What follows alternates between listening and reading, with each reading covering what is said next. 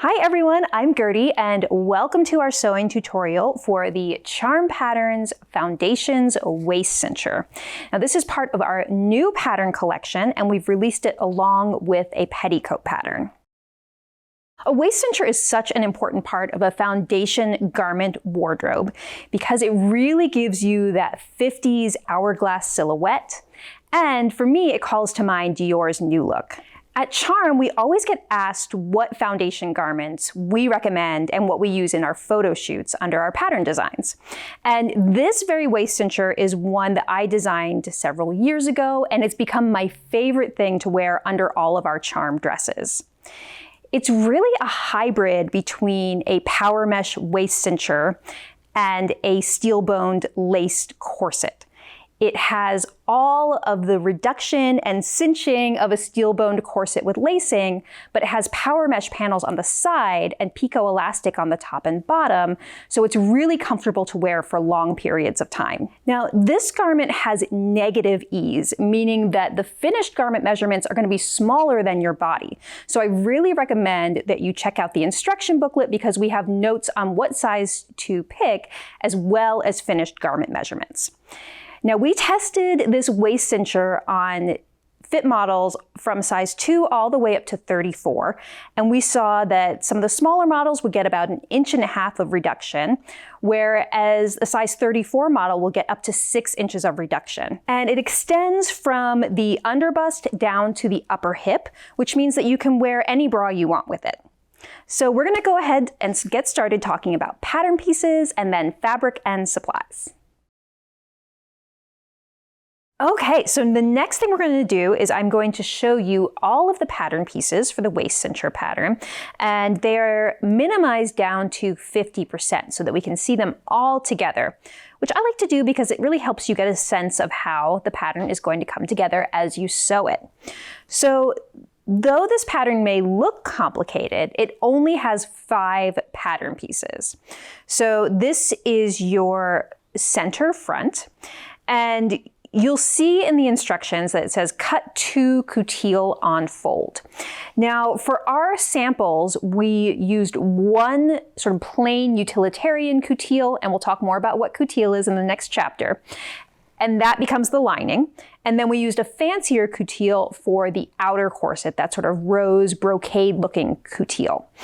We also have instructions on how to use a fashion fabric, like say you want to do a satin or an actual brocade or something like that.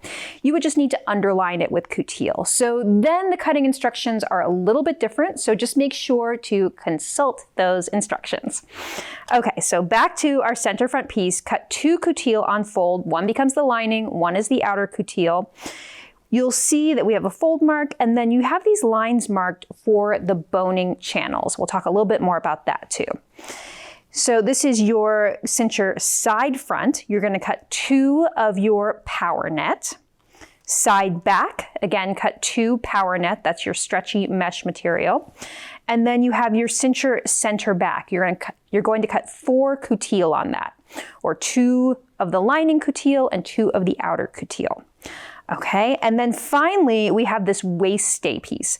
You're going to cut 2 coutil of this, and this gets overlaid over your side panels, over the power mesh. And so it helps create a really strong cinch at the waist, even on those stretchy panels. And you also have placement marks throughout for your boning channels, okay? So you have some boning channels that are for flat boning. We're going to talk more about that. The center front one, this one right here, center back, and the one on the other side of these eyelet marks. And then the other boning channels are for spiral steel boning. Okay, this one right here on the center back, the one on the side front piece, and this one on the center front piece.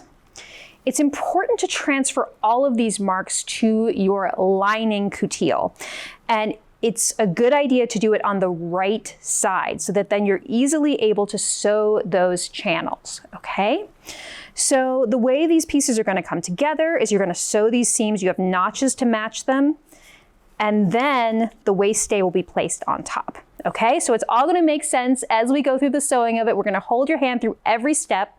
And next we're going to talk about fabric and supplies because we do have a lot of specialty supplies for this pattern.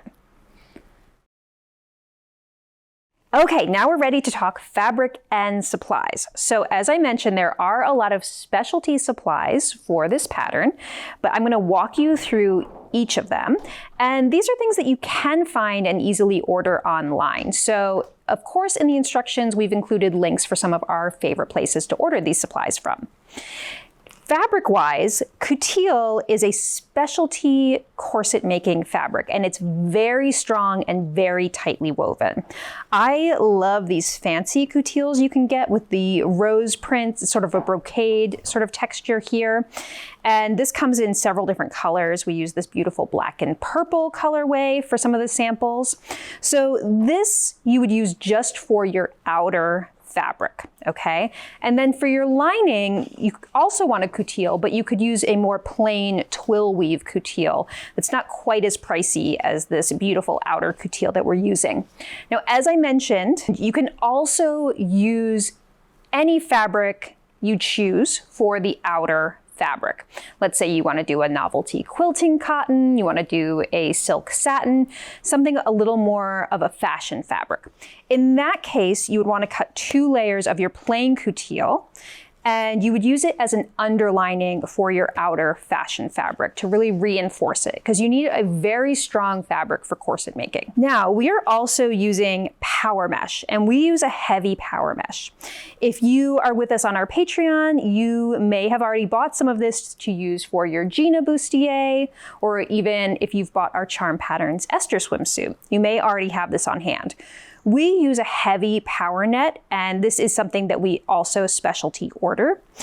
If you can't find something this heavy, sturdier weight, you can do 2 layers of lighter power mesh together to get this effect.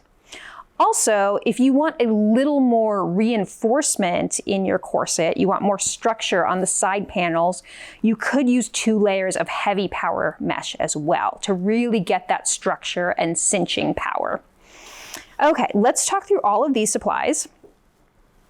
Here we have twill tape. This is 3/4 of an inch wide.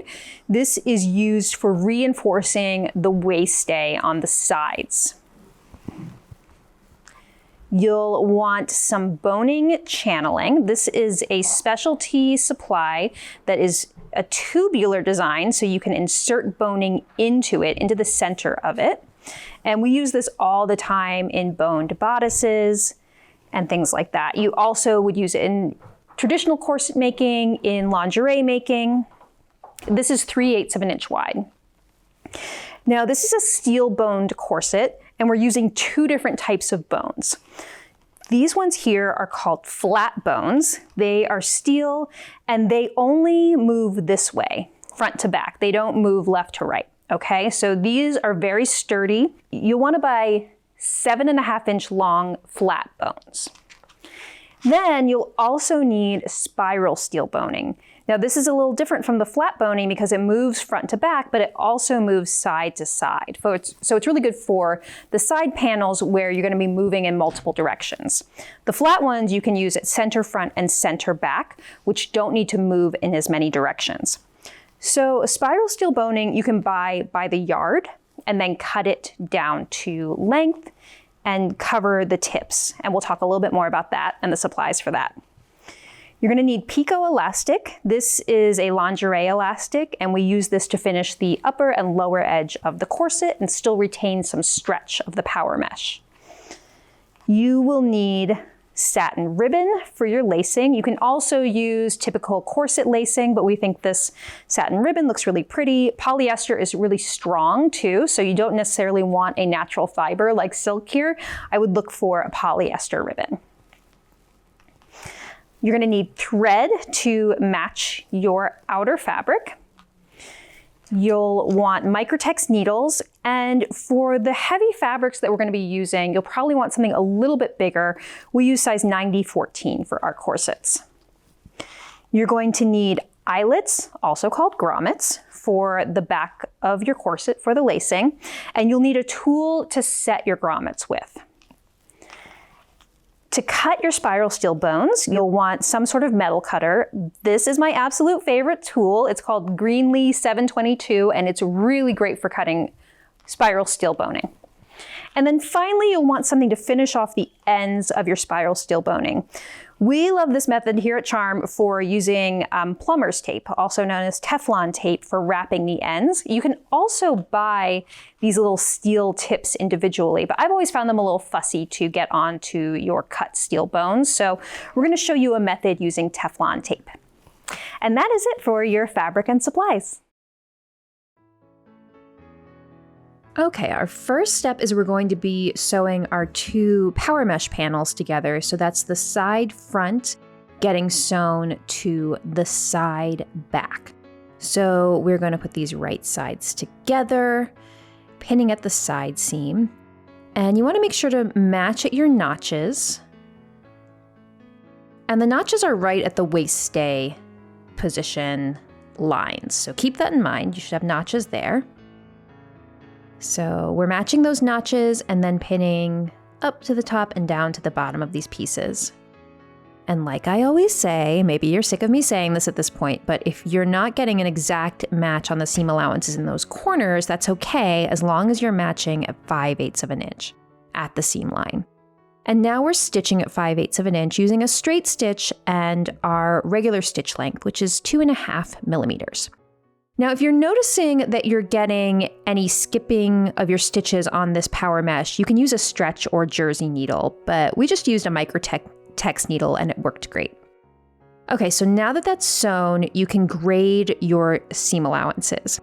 So the shorter one should be the one that's closest to the panel with the channel marking on it. So you can trim that one down a little bit shorter. Down to 1/8 or 1/4 of an inch. Actually, 1/8 would probably be good. We're going to want these to be relatively small so they can hide underneath that bone channel. And the next one can be slightly wider. And just use some nice, sharp, small scissors for this.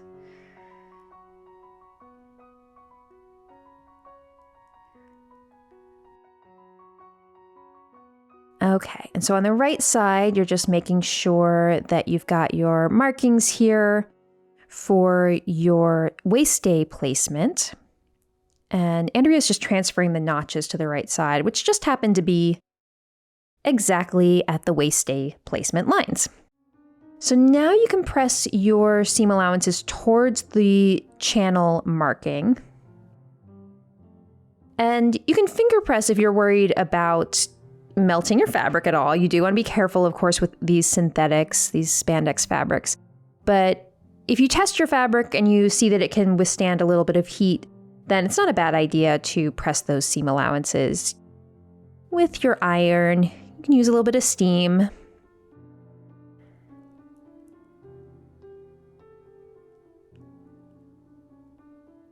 So your seam allowances are trimmed and then pressed towards the side front. Okay, so now we're going to be doing some preparation of the waist stay, which is this funny little hourglass shaped piece for the side. And just looking at the right and wrong sides of this coutil, you can tell the difference because it's supposed to be white with blue flowers and the wrong side is blue with white flowers. But obviously you could make the decision to reverse that if you wanted. What we're doing now is we are stay stitching, or guide stitching really, 3/8 of an inch from the top and bottom on the long horizontal side. So those are those curved, longer sides. So you want to be very careful with this stitching. Take your time, exactly 3/8 of an inch, because this stitching is going to become the edge, the finished edge of this piece. So you really want to have a nice straight line and be using a very, very consistent seam allowance here. Okay, so 3/8 of an inch on the guide stitching. And guide stitching just means that you're using the stitching as a guide to turn it in or press it or whatever you're going to be doing in the next step. So Andrea just marked her notches on the right side, just inside the seam allowance again, just so she knows exactly where to line it up on the seam. And now we're going to clip into this tiny little 3/8 of an inch seam allowance every 1/4 inch. So use some nice sharp scissors for this and just use the point and about every 1/4 inch. And that's going to help us turn in these really curved seam allowances.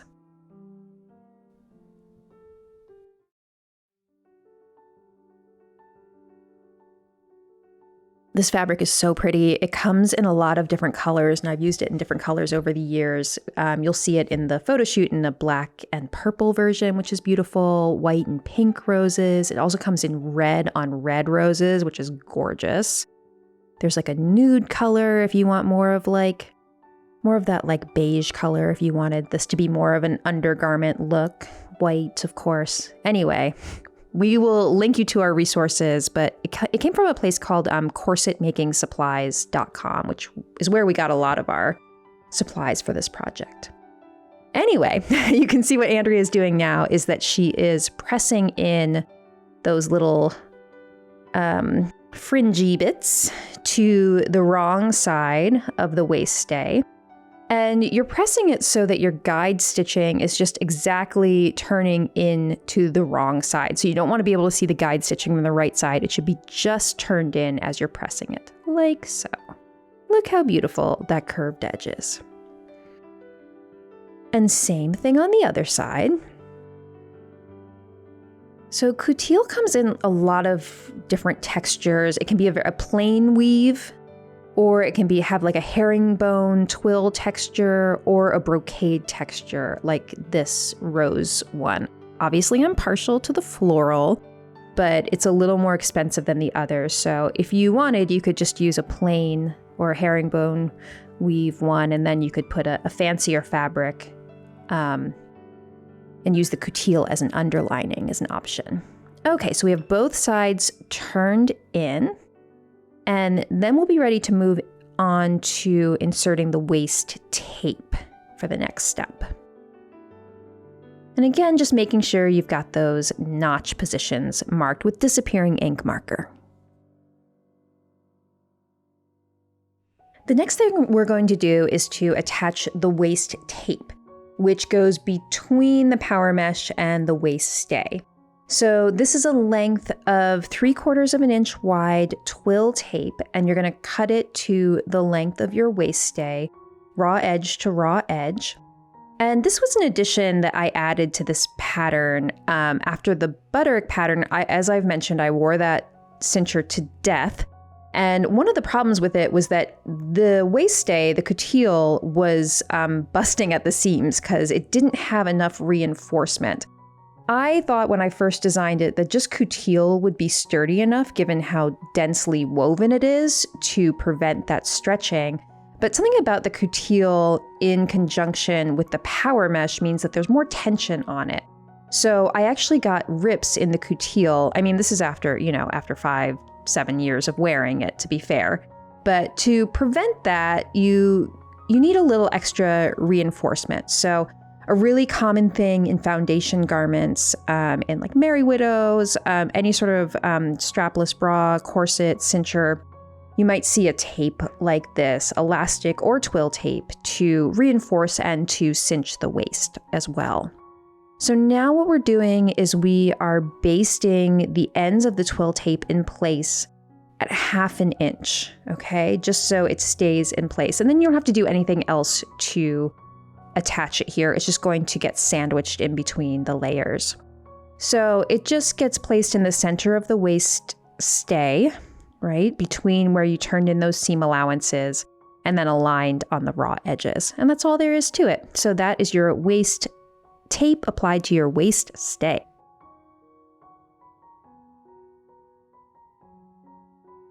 Okay, so the next thing we're going to do is to apply the waist stay to the power mesh panels.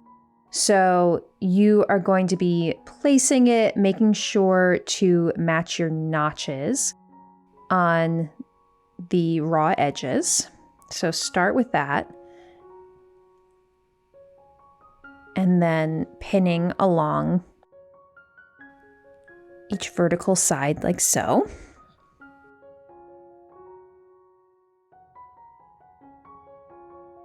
And here you'll be able to see why we kept, transferring those notch marks on the waist stay, because they need to match on the center of the waist stay to the seam underneath, just to make sure you've got it exactly where it's supposed to be at the waist. And you can see, there's those little marks that Andrea transferred earlier. You can match those to each other. So between the notches at the seam and the sides, you're not going to need those placement marks. You just need the notches. And make sure that those seam allowances stay pressed to the side front. And then you're going to pin the waist stay along those curved edges that you pressed in. And it's going to get edge stitched to the power mesh panels below it. But you're really going to want to use a lot of pins here.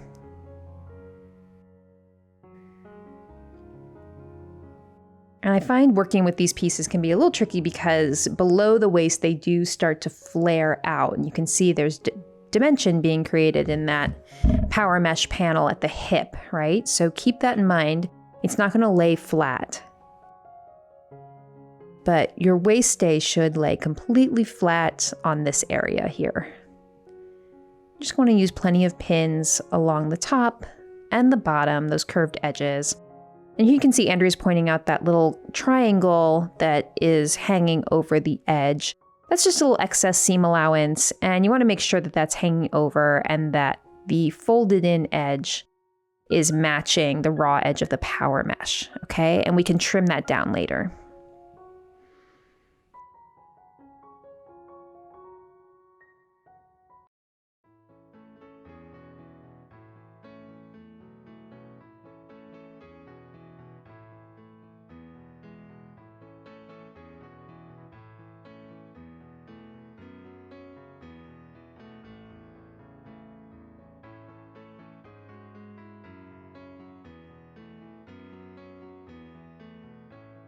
And next we're going to be edge stitching this in place. So edge stitching is similar to top stitching, but it has to be right next to the edge of a fold or a hem or something like that. So this is a great time to practice your edge stitching. I feel like Andrea has this superpower where she can sew really straight lines of top stitching without a guide. So if that's not you, that's totally fine. You could practice here. Or another thing that you could do is they make special presser feet called an edge stitch foot.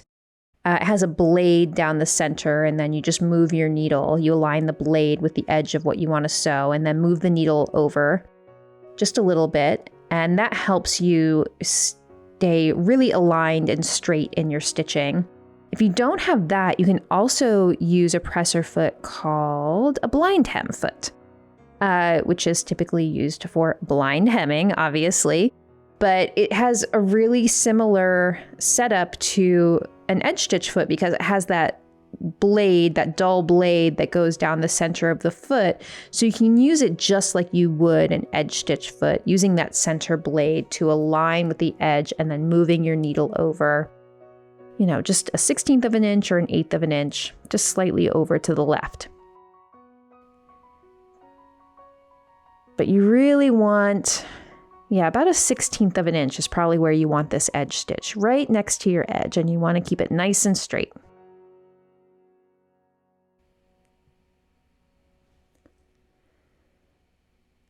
Okay, so now we've edge stitched, and the next thing we want to do is along the vertical edges, we want to baste in place, just like we did with the waist tape. You're going to use a long stitch now, 4 to 5 millimeters, and using a 1/2 inch seam allowance, just stitch those layers in place. This isn't stitching that's going to show or be functional long term, but it's just to hold the layers in place temporarily before we sew it to the next panel. And honestly, you could probably get away without doing this. Some basting is just really important and crucial because you can't get anything to stay together as you're trying to stitch it or whatever it is. But you know, these layers are pretty much where they're going to be, but never a bad idea to baste. Okay, so trimming away those little triangles. And that is it. Your waist stay is applied, and we'll move on to the next step. Okay, so now we're ready to attach the front to one side of the side panel. So we have our front cut in our fancy coutil and then also in our lining coutil, which is a plain weave coutil. And you can see we've marked the boning channels on both sides of the lining coutil. You want to make sure that you have it marked on the right side especially. Okay, so what we're doing here is right sides together on those two front panels and then sandwiching in between them the power mesh panel. And you want the right sides of the power mesh panel to be facing the right sides of your outer coutil layer. And you can test it all out before you sew just to make sure you have everything pinned the correct way. And now you can see we're stitching at 5/8 of an inch. And this is going to give us a nice clean finish by doing the sandwiching method. We're not going to have any exposed seam allowances on the inside.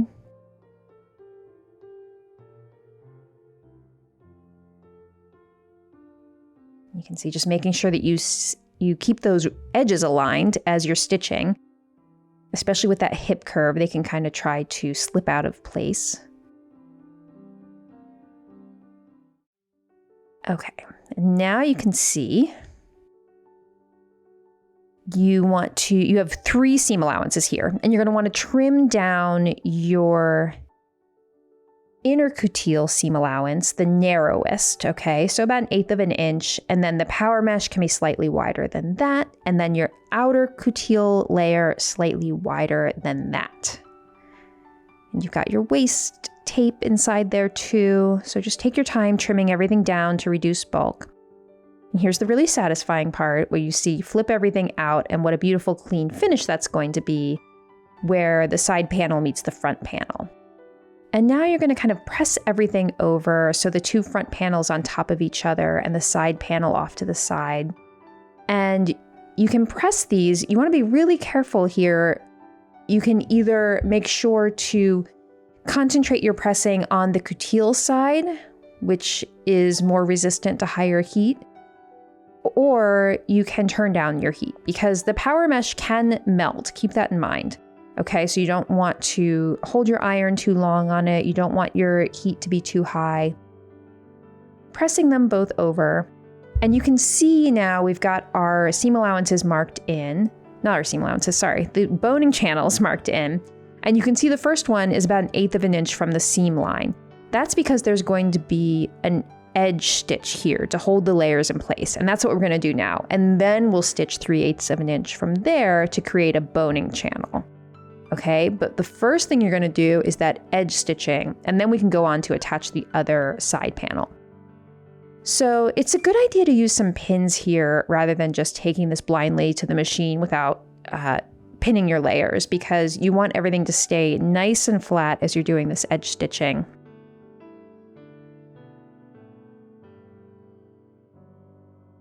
What we're going to be doing is just stitching just 1/8 of an inch away from the fold here from that seam line. And that's going to help these layers start to stay nice and flat. And we'll move on to sewing the other side of the channel later. But next we're going to attach the other side panel. Okay, so now we're going to attach the other side of the other side panel.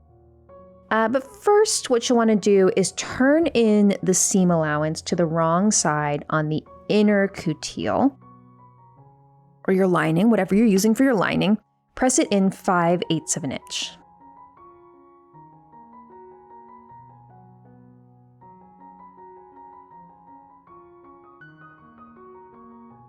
And just double check that that's exactly 5/8 of an inch.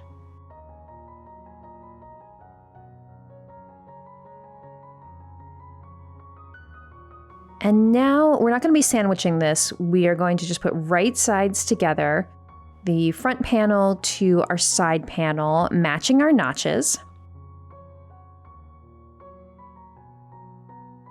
And then we're going to stitch this at 5/8 of an inch, and then we will stitch the inner lining in place. So this side is going to be a 2-step process.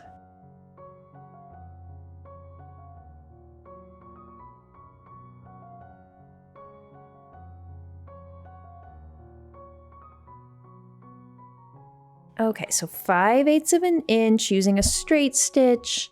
Don't forget to back stitch at both ends.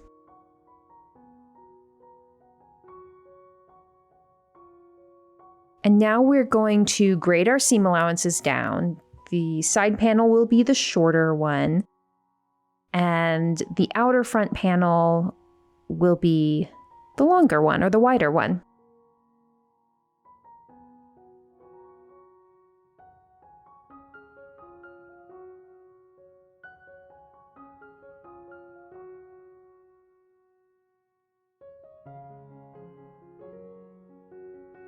And now we'll press our seam allowances towards the front panel.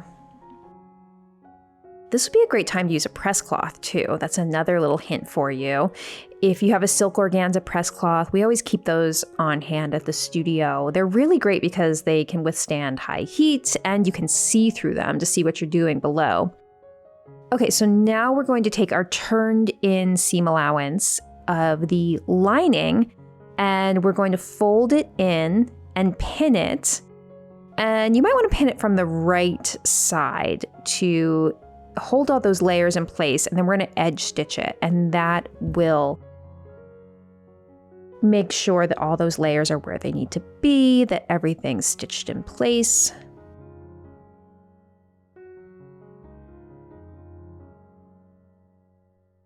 And now we're going to be edge stitching 1/8 of an inch from the seam line, just like we did on the other side. But on this side, because that lining layer was loose, we want to be really careful that you're catching it in your stitching underneath. And that's what the pinning is for first. Okay, stitching top to bottom and back stitching. Give this a final press if you want. And then we're going to move on to sewing the backs.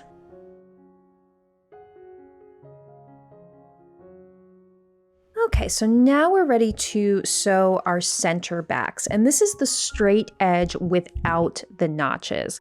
So we're essentially creating a clean finish at the center back, and then there will be a bone right next to it, and then your grommets. But you want that nice clean finish at center back, so we're going to be sewing the outer coutil to your inner coutil, right sides together. This is the point in the video where Andrea realized she marked the boning channels on the wrong side of the inner coutil as opposed to the right side. So just keep in mind that you're going to want it on the right side. You can mark both sides if you want, but really you're going to need it marked on the right side to follow those lines. Okay, and we're just stitching at 5/8 of an inch here. Easy peasy seam, right sides together. When she realized that she'd done this, she said, "Oh, pickles," which I'd never heard her say before, but I guess that's her newest expression of frustration. It's very PG, so I enjoyed it. Because she normally isn't quite so PG when she gets frustrated when she's sewing. So, oh, pickles. Okay, so trim down those threads. And now you're going to grade your seam allowances.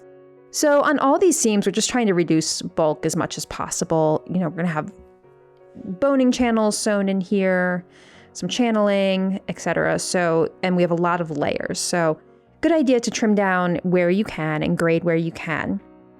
So the lining, we're trimming down to about 1/8 of an inch, and then the outer coutil about 1/8 of an inch wider than that. And then you're going to fold this wrong sides together. So just kind of fold these in on themselves. But you really have to be careful to push that seam line all the way out to the edge. You don't want to lose any width here if it's accidentally folded in on itself. So you want to really use your fingertips to push that out to the edge. and then press flat. Coutil is made out of 100% cotton. It's very heat resistant, so you can just press directly on it and use steam. And you can see, oh, she realized she did mark it on the right side, but it's faded a little bit, so she's gonna remark.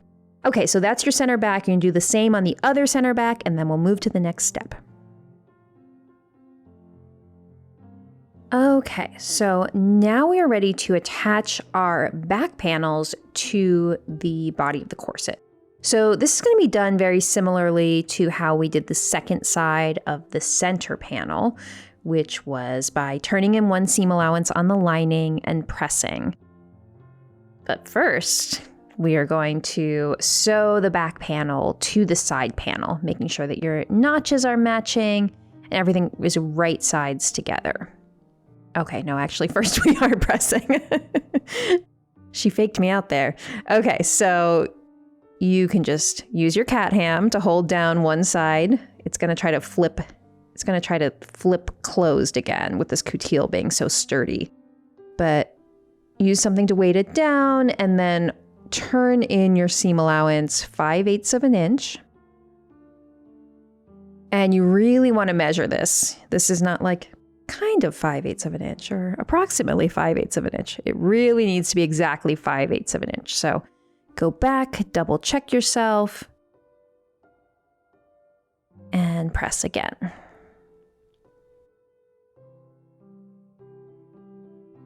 Okay, so you've got the lining side seam allowance turned in, and now we're going to sew right sides together, the outer coutil to the back side of the side panel. Make sure to match your notches.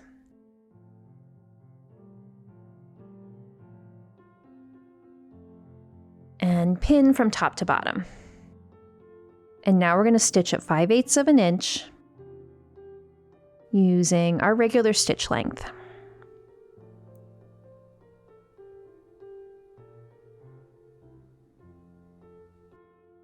And again, we're going to grade down our seam allowances. The power mesh one will be the narrower one, and then coutil can be slightly wider.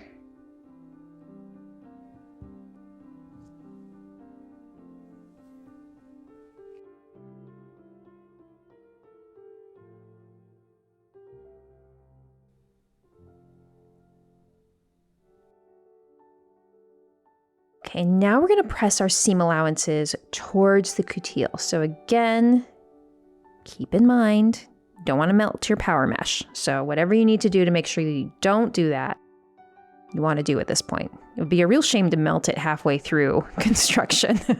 It's one thing when you're sewing your first seam, but when you're at this point of a corset, that's way more of a bummer. All right, so now you're going to turn in your inner coutil to cover that seam line. And you're going to pin from the right side, again, just making sure that you're going to be catching the folded in edge of the inner coutil in your stitching as you edge stitch these panels together. This blue is so pretty. It's like a Cinderella blue or something like that. I really love this blue and white tone coutil.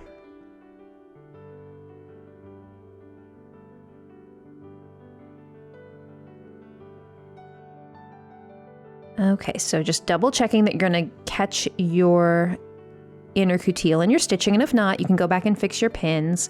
And now we're going to edge stitch right next to that seam line.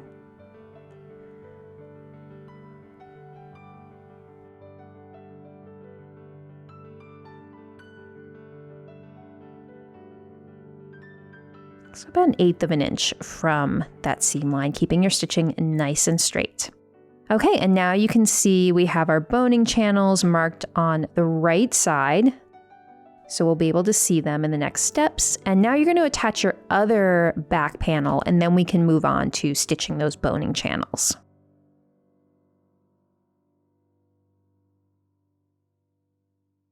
But just repeat all of those same steps on the other side of the back now. Okay, so now we're going to stitch our marked boning channels. So those should all be marked on the right side of your fabric on the inside of your corset. I do want to mention that you can see the boning casing sewn here on the side seams on Andrea's version, but we're going to be doing that in the next chapter. So don't worry about that yet. We will be showing you that in the next chapter. But for now, all you're going to be doing is keeping your layers very flat, and you can pin them in places if you want, and stitching from top to bottom along these marked channel lines and back stitching at each end. It's a good idea to stitch them all in the same direction so that you don't get any weird rippling or anything from, tension going in opposite directions. Okay, so you're gonna do that on all the marked channels, on all the panels. And next we'll move on to sewing the casings on the side seams. Okay, so now we're going to be attaching our boning casings to the side seams. But first, you may notice that your boning channel marks were a little too far in after turning in your linings. So you may need to just move them slightly out. So keep that in mind. Make sure that your channels are exactly 3/8 of an inch apart is the most important thing. So anywhere you turned in a seam allowance and then top stitch, you might want to just make sure that you have the full 3/8 of an inch for that channel. But now what we're going to do is we're going to use casing for these side seams. So you want to take your boning casing and align the edge of the casing with the seam line. And you're sort of pressing down those seam allowances underneath so that we are going to be enclosing the seam allowances underneath this casing. And the reason we have a casing here and we didn't sew it like the other ones is because we only have one layer of power mesh here. Also, you need to have something that you can apply separately afterwards because otherwise you would have closed the casing when you sewed the waist stay on. So we need a separate casing that can be applied on top. It gives it a nice clean look on the inside with this power mesh. All right, so just aligning, take your time with this. You're aligning the edge of the casing with your seam line on the power mesh and pinning in place.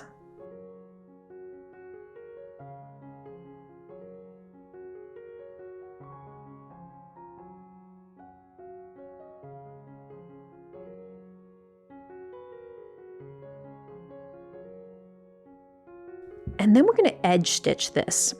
The nice thing about casing, pre-made boning casing, it has a nice little ridge on it that you can follow. So you can see it. Yeah, Andrew's pointing it out right now. You can follow that line exactly. So if you want to use an edge stitch foot, that's great too, but you can usually just follow that little ridge on the casing. So you're going to stitch one side. You could pin both sides and then stitch one and then the other, but I like Andrea's method here because now you can go and pin the second side and get it nice and flat. Remember I was talking earlier about how the hip curve on this corset creates a lot of folds. You can see it on the left side of the screen there. There's a lot of folds down there, and you want to make sure that you're not accidentally stitching any of those folds into your casing. You want to get it nice and flat as you're pinning. So we're kind of creating dimension into this corset there. Yeah, you can really see you have to spread open the hip fold to pin the casing in place. It's going to have so much dimension when it's on a human body, but flat, it just sort of forms these folds. And again, I would really recommend that you stitch from the same direction on either side of a boning casing, just to keep it from rippling. You're going to want to keep everything nice and flat as you're stitching, push those folds out of the way, and backstitch on both ends. And there we have a beautifully sewn boning casing on the side seam. You can trim away any excess at the top and bottom. And you're going to repeat that on the other side, of course. And then next we're going to be moving on to finishing the upper and lower edges with our picot elastic. Okay, so now we are ready to apply our picot elastic to the upper and lower edge of the corset. Picot elastic is a really good thing to know how to work with. We use this pretty often, especially in lingerie patterns. So it gives you a nice stretchy finished edge with a really decorative edging to it. So it looks really pretty. So it's applied in 2 steps, and Andrea is going to show you both of those steps. And again, I know this is a skill that you're going to be able to transfer to other projects as well. Okay, so we're ready to apply our picot elastic, and we are going to be starting with the bottom edge. And you can tell the right from the wrong side of the picot elastic because one side will generally have a softer, more brushed feeling to it, and that's the side that's supposed to go against your skin. So keep that in mind. That will be the wrong side or the inner side, okay? So we're going to be applying the picot elastic right sides together to the corset, to the lower edge, with the picot edges facing into the middle of the corset and the straight edge of the picot edge elastic matching your raw edge. Okay, so you're going to be pinning it along this lower edge. Then it's going to get folded in. So you're going to zigzag it on, and then it gets folded in and zigzagged again, so it'll give you a nice clean finish.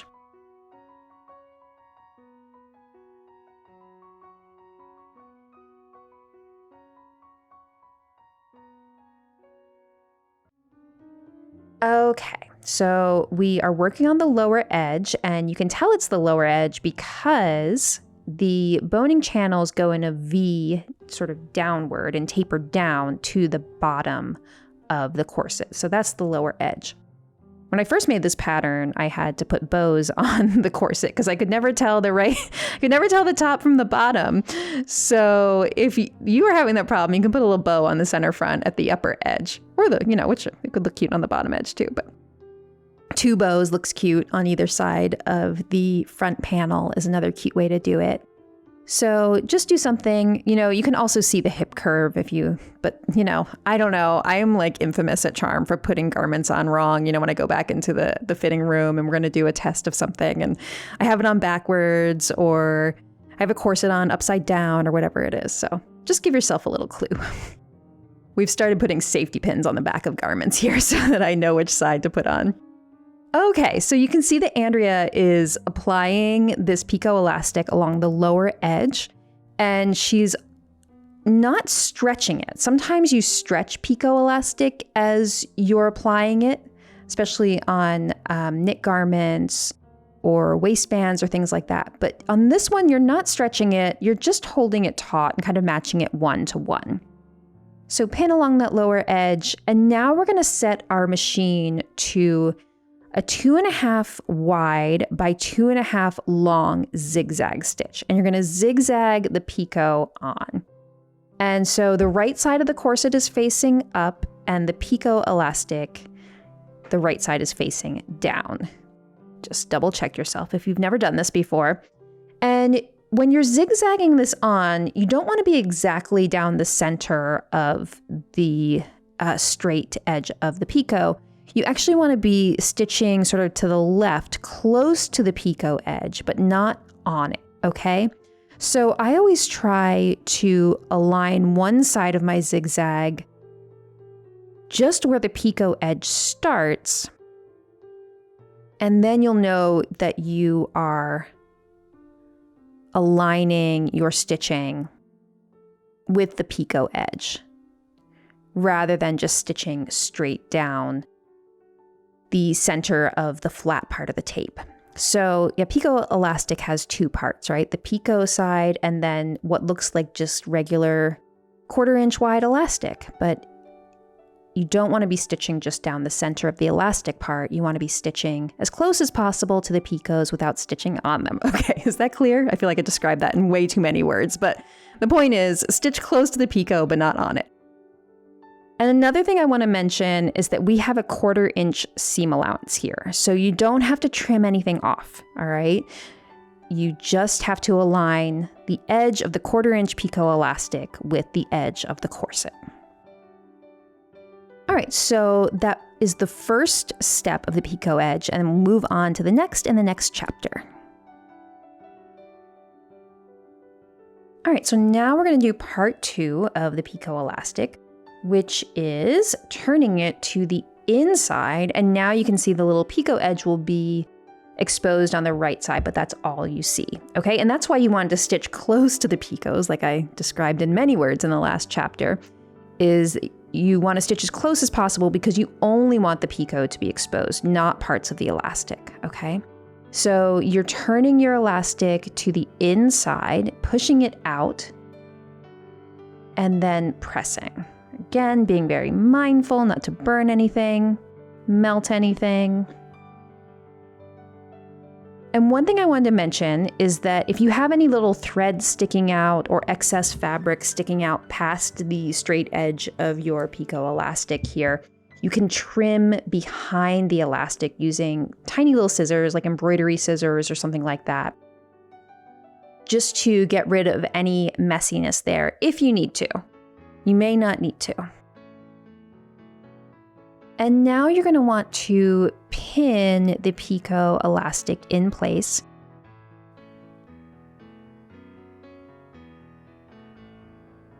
And you're working from the wrong side here. We're going to be stitching the next step from the wrong side as well.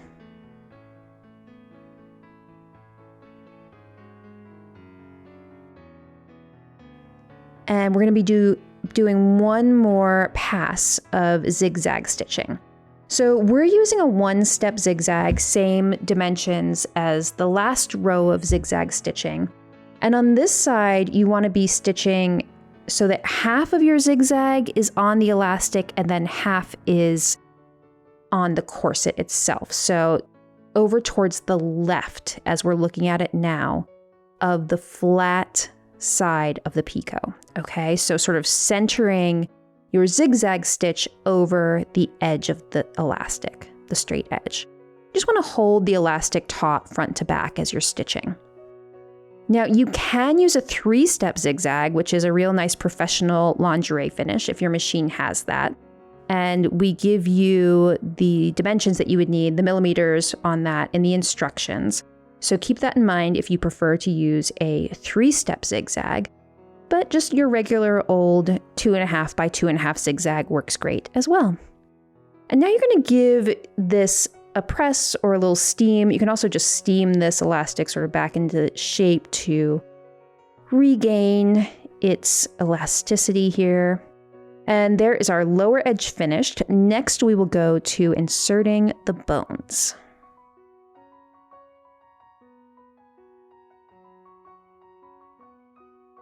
Okay, everyone, you've made it so far into your corset, and now we are at a crucial moment, which is inserting your boning. So Andrea is going to show you how to cut your bones to length. As you may recall from the Fabric and Supplies chapter, we're using 2 different types of bones in this corset. We have the flat bones and the spiral steel. And so Andrea is going to show you how to cut and shorten and finish the ends of both types of those bones. And this is a great skill to have for multiple types of projects. We use spiral steel boning in bodices all the time at Charm Patterns to give them structure and support. So I know you're going to find this to be a really useful technique. So let's get started. Okay, so before we can insert the boning, we have to cut them to length. So we're going to talk about working with 2 different kinds of bones: spiral steel and then the flat steel bones. So we use both types in this corset. You have your spiral steel at the side seam, and then the 2 on either side of that for a total of 6 spiral steel bones. And then everything else is the flat bones. So the 2 on either side of the grommets, those 2 channels are both flat steel. and then the 2 diagonal on the front panel and the 2 center on the front panel are all flat steel as well. So that is a total of 8 flat steel. Okay, so we're going to show you how to shorten each of those types of boning. And if you've sewn with some charm patterns before, you may be used to working with spiral steel, especially like our Lemoore dress. You may have watched our YouTube tutorial for that and saw how we worked with spiral steel there to bone a lined bodice. This is really similar. We're going to be cutting bones to length and then finishing the ends. So you're going to want to have your spiral steel. A Sharpie is handy for marking the boning, Teflon tape or boning tips if you prefer, and then something to cut your bones with. And I know I talk about this a lot. My favorite tool ever is this Greenlee 722 boning cutter. It's actually just a metal cutter. So you can get it on Amazon or in a hardware store, but it works really well for cutting bones. And you can also use metal cutters, which can be those little metal snips, which are a little trickier. But whatever you use, just make sure that you get a nice clean cut. And we're going to show you how to do that and also how to finish the ends so that they aren't poking into you or through your corset. So first of all, you need to figure out what length you need for each channel. So keep in mind that your boning isn't going to go all the way to the raw edge. It's going to go about 1/2 inch below. You want to make a line 1/2 inch below the raw edge. And that's the absolute cutoff point for where you want boning to be. Because remember, we're going to be turning in our raw edge with the picot elastic on the top, just like we did on the bottom. So we're going to be stitching over that 1/2 inch. And of course, you don't want to stitch over your metal boning because it will break your needle. Keep in mind, you may want safety glasses for these steps as well, for cutting the bones and for sewing next to the boning. Okay, but you can see what Andrea's doing is just marking 1/2 inch down from the upper edge, and then she's taking a bone, and we always use bones that have one finished edge, these 18-inch bones with finished edges, and then we cut them into multiple lengths as we need, or into 2 lengths really is usually what we do. So matching the finished edge with the zigzag stitching on the bottom, and then making a mark on the bone just below your 1/2 inch mark that you just made on the corset. And now we're going to cut our boning right at that Sharpie mark. So with these Greenlee tools, you can just cut all the way across. With metal snips, you need to cut on either side of the spiral and kind of pull it apart, okay? But these are much more heavy duty. You could see how little shards went flying, so definitely be careful. And now we're gonna wrap the end with the Teflon tape. So you just wrap it, put it up halfway, the width of the Teflon tape, twirl it around, kind of pulling on the Teflon tape, and then fold over the edge. And Teflon sticks to itself, so you're going to smush it down onto itself there, and it will stay. So that's how you finish a spiral steel bone. And you would insert this into one of the channels. I would usually put the Teflon tape side down first, just to make sure it stays on while it's being inserted into the bone, into the channel, but whichever way is fine. And you really need to wiggle it all the way down in there to make sure it's not in your seam allowance when you're going to be stitching your picot elastic. So there's one spiral steel bone inserted.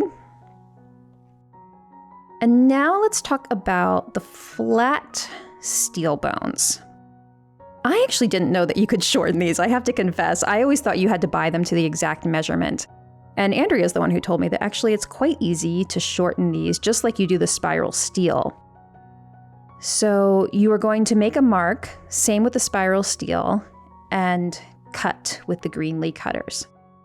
Andrea has a background in costuming, and I feel like they're a little more adventurous when it comes to cutting things, metal things. So you can see her go, she's just gonna snip it right off the end there. Now, it takes a little more work, and it did shatter just like the other one did.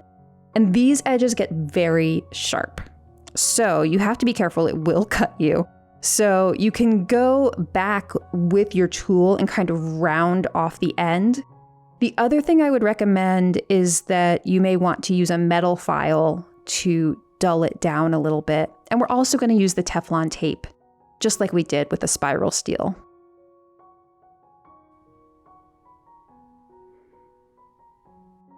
Just kind of round it off so it's doesn't have those sharp corners.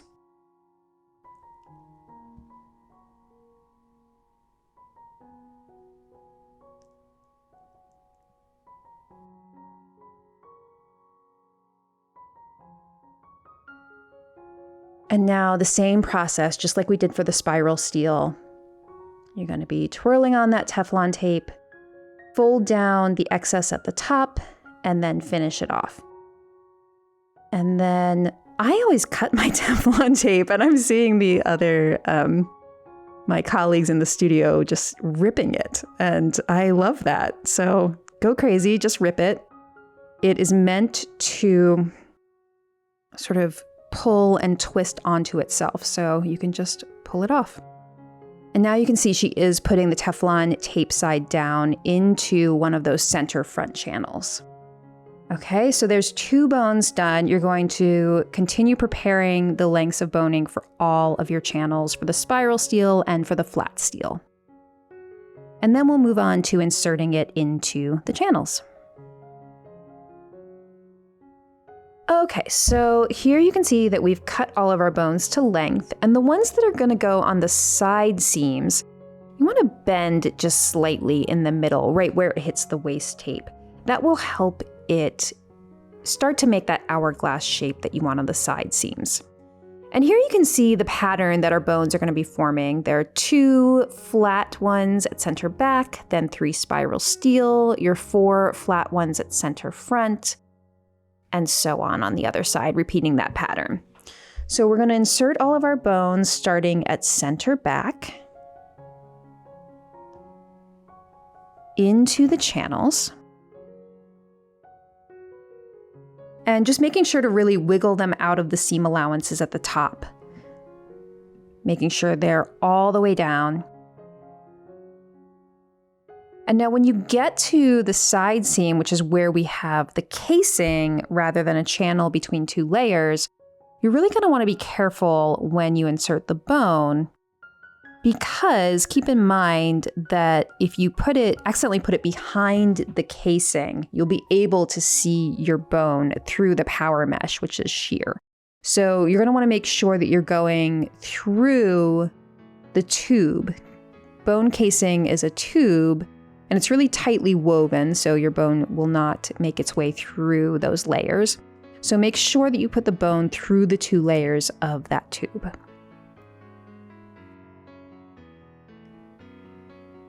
And then continue all the way across, putting in each bone into its channel and making sure that it's wiggled all the way down so that you don't stitch over it in the next step. And as you can probably guess, we're going to move on to finishing the upper edge of the corset with the picot elastic next.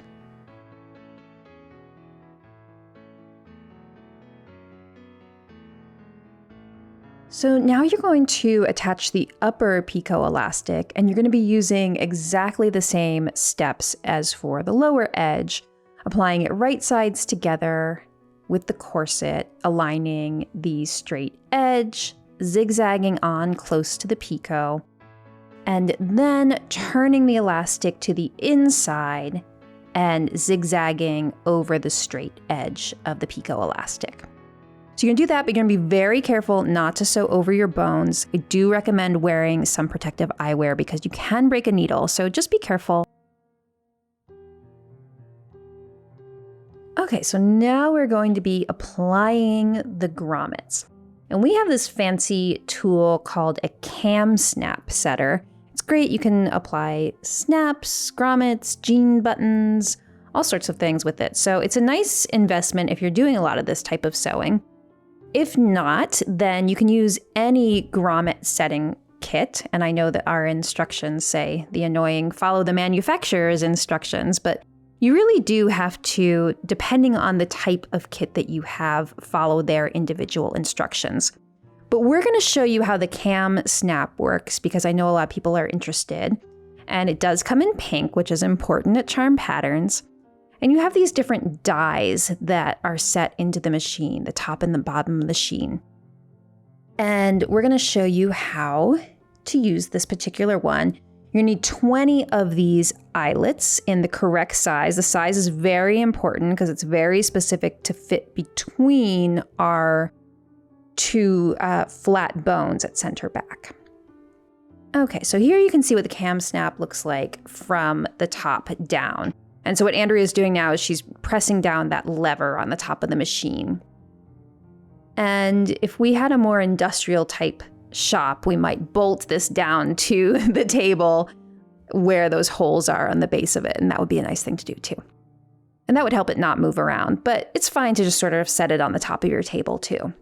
So the first thing we're going to do is make sure that we're happy with our grommet markings, okay? You want 10 along each side, and you want to make sure that you have a little dot for each one and that it's centered exactly in between the stitching of your channels. If it's at all off center, then your grommet is going to go into your bone channel, which is not good. So you want to make sure that you're very much centered in between and that they're level with each other from side to side across the center back of the corset. So you can just go back in and fix any of those that you need to, make sure that they're dark enough for you to see. And then with grommet setting, the first thing you do is you make a hole for the grommet. So with the cam snap, you have this sort of rubbery base that goes in the bottom and then a die cutter on the top that's going to punch a hole. And that comes in different sizes. So you want to make sure you're using the correct size for the grommet. It should be smaller than your grommet, okay? You don't want to cut a hole the same size as your grommet. It'll be too loose. You want the grommet to fit really tightly into that hole so you kind of have to squeeze it into it. Okay, so Andrea just pushed down the lever. You can see it forms a nice clean hole, very satisfying. So you're going to do that on each of those markings for the grommets, being very careful to center your hole right in between your lines of stitching. Once you make that hole, obviously you can't unmake it. So this is a part of the process to be very careful about. And you can see you can kind of like press down lightly and just sort of mark it first, just to make sure you're on the right path. It can be hard to see underneath the die when you're using it. So just kind of mark it gently and then go back and make the hole.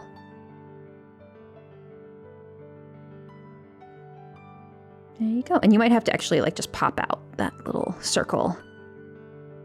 And just continue down, making 10 holes on each side. Again, being very careful about the size you're making that hole.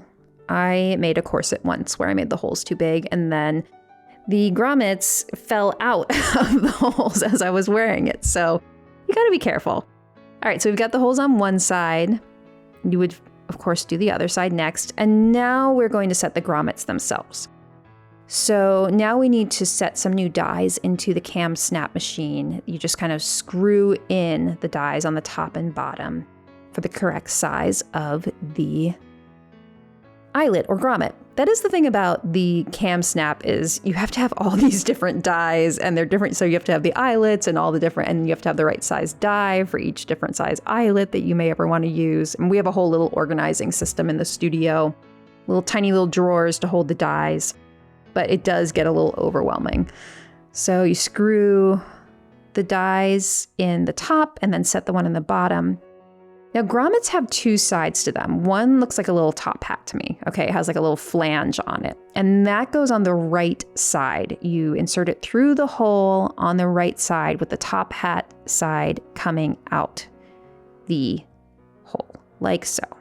Then you place that over the die on the cam snap, and then you put the second part of the eyelet, the ring, on top with the rounded side up.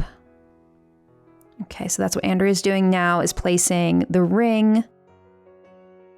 And now you're going to press down on your setter really hard. Use some elbow grease. And now it's nice and crimped. So the top hat part crimped over the ring, and it will stay in place forever. As long as you didn't make your holes too big. Okay, so again, the top hat side goes up from the right side. You can see it sort of sticking out from the wrong side.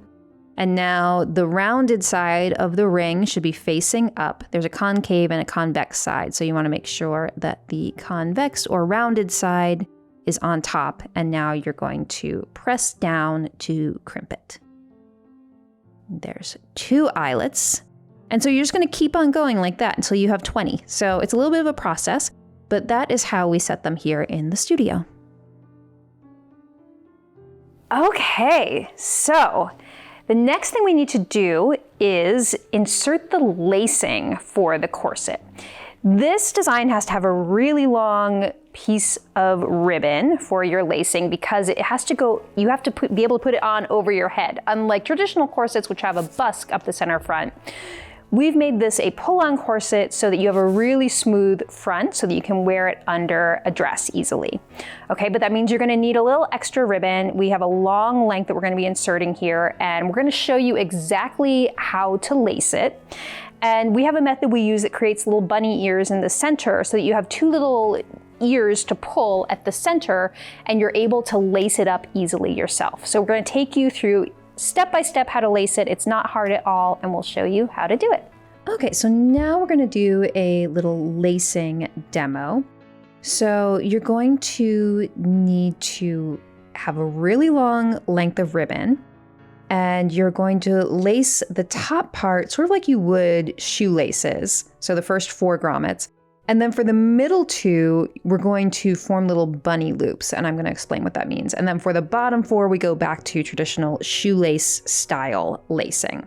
Okay, so Andrea's going to show you the whole thing, nicely sped up, and we can watch how this comes together.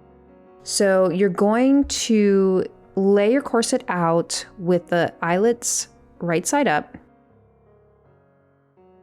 and then kind of divide your ribbon. See how Andrea has it so that there's sort of like a pile of ribbon on one side and then the other pile on the other side of the corset. And we're going to be, and then the middle of the ribbon you should have between those 2. Okay, so you're coming up through the top grommet, pulling it all the way through, and now crossing over and coming up from below, and then alternating, whether you go up or down, and just lacing like shoes, like that. So going over and then alternating. Now, after you've done the first 4 holes, then you are going to, instead of crossing over, you're going to stay on the same side and just go into the hole below it. Okay, so then you form these little loops. You can see that Andrea's done on either side in the middle, so that then you can pull the corset from the middle and tighten it yourself. You don't have to relace it every time you want to wear it. Can you imagine? Okay, so after you've done that, you can tie it in a loose bow here. And what we're recommending is that you now try this on and figure out how much ribbon you need to be able to get this over your head. And when you know that, then you can trim the ribbon and tie the ends in a very tight square knot and trim them. So there's your laced corset. Doesn't it look beautiful? Okay, so your corset is completely done. Congratulations. And now we're gonna do a little demo for you of how to put the corset on and lace it. So Andrea has very generously offered to be our model here today. So she's gonna show you how she puts the corset on and how she laces it herself. Okay, so we're gonna see what her body looks like before with a waist measurement, put it on, cinch it, and then we'll take another waist measurement so you can see how she gets a full 4 inches of reduction in this corset. Okay, so here you see Andrea before putting on the corset. and we're going to measure her waist before she puts it on, just so you can kind of see demonstrated. And I'm measuring her waist at the smallest part. So she's 36 inches beforehand. We checked to sort of see where she bends when she does a little teapot. And now she's putting it on by herself, which is important to be able to do. We don't all have ladies' maids to help us do this. So she's settled the corset at her natural waist, and she's pulling those loops that we made in the center two eyelets. And you want to be using a mirror here to make sure that the two center backs are even with each other, that the gap is even. And you can pull it tighter if you want. You can leave it looser if you need a little more breathing room that day. So it's adjustable, and the power mesh makes it super comfortable. So now she's measuring 32, so that's a full 4 inches of reduction. Okay, that is it. You're finished waist cincher. I hope you loved sewing along with us today and learning about all different specialty materials and techniques used to make this beautiful waist cincher. What I love about this pattern is that it's very easy to wear under all of your other charm makes and will really enhance your vintage inspired wardrobe. And don't forget, there's also a petticoat pattern included with the waist cincher, so that will give you an amazing 50s silhouette, these two garments combined together. And in the description below, we have included a link to one of my videos talking about all of my favorite foundation garments. Thank you so much for watching, and I will see you next time. Goodbye.